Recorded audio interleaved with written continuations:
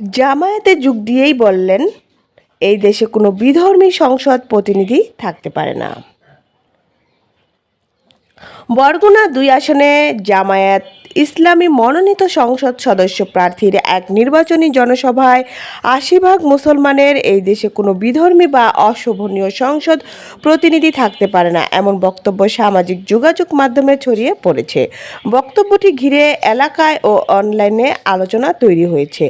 ঘটনাটি ঘটে বৃহস্পতিবার ত্রয়োদশ জাতীয় সংসদ নির্বাচনের প্রচারণা শুরুর প্রথম দিন রাতে বরগুনার বামনা উপজেলার ডোয়াতলা স্কুল মাঠে জামায়াতে ইসলামী আয়োজিত নির্বাচনী জনসভায় আফজাল হোসেনের নামের এক ব্যক্তি এ বক্তব্য দেন।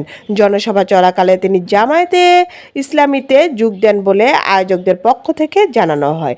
জনসভায় বক্তব্য আফজাল হোসেন বলেন, আপনারা কি আল কোরআন চান না বেদায়েত চান? আল কোরআন যদি চান অবশ্যই জামায়াতে ইসলামী সংসদীয় শাসনতন্ত্র কায়েম করবে। এই উচ্চ স্বরে তারা সংসদে ধমক দিয়ে বলবে, এই দেশ মুসলমানের দেশ, যেখানে ৮০% লোক মুসলমান, যেখানে কোনো দিন বেধর্মী বা অশোভনীয় সংসদ প্রতিনিধি থাকতে পারে না, সংবিধান থাকতে পারে না। তিনি আরও বলেন, কি শাসন থাকবে?